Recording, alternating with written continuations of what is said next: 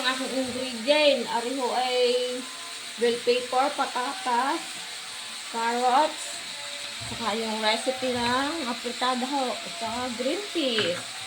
So, ayan ho. Ito na ho, ginigisa ko lang ang manok. So, mamaya ho ay tingnan ninyo dito. Napakasarap ho na rin. Ay, ayan nga ho, ginigisa-gisa na ho lang para matanggal yung langsa. So, ayan nga ho. Ginigisa muna natin. Ano na ho natin paanihin. Mamaya na uli ho. Tatakpan muna natin.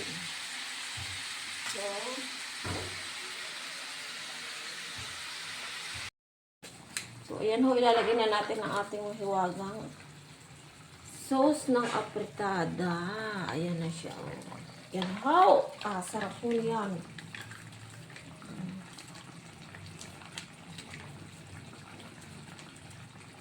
Tapos ating haluin. Lagyan natin ng kaunting tubig. Para may sabaw na kaunti na uga.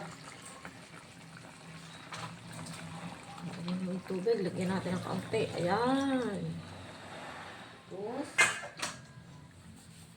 atin hong haluin ang apritada.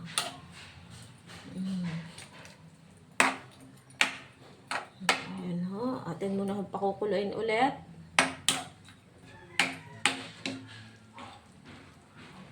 Ilagyan ko na ho yan ang ingredients.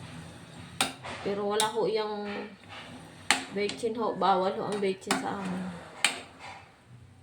So, sanayin natin ang konting apoy. So, ari ho, ilalagay ko na ho aring patatas. Ayan ho, ilalagay na natin ang patatas.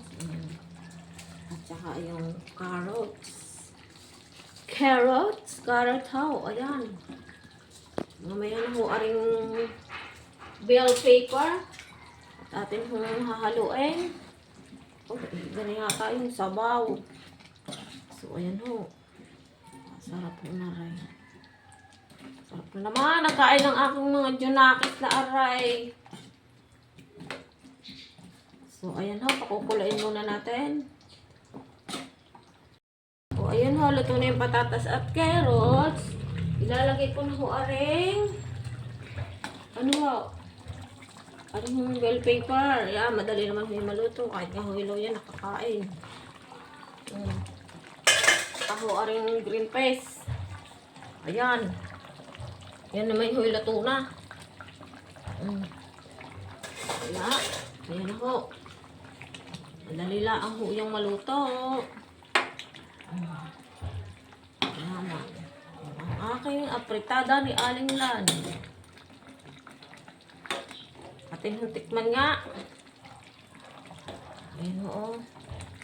Oh, malapot-lapot. Oh, ayan oh. Ayan. Pwede na ho yan. Luto na ho yan. Kailangan lang ho, medyo may sabaw kasi para sabaw yung mga batang aray. Ayan o. Ayan ang aking finished product. Ayan. Ayan o. Ayan na ho. Oh, liit pa yun. Ayan ho yan. Sige, hanggang dito na lamang ho. Bye-bye! Apritada ni Aling Laning.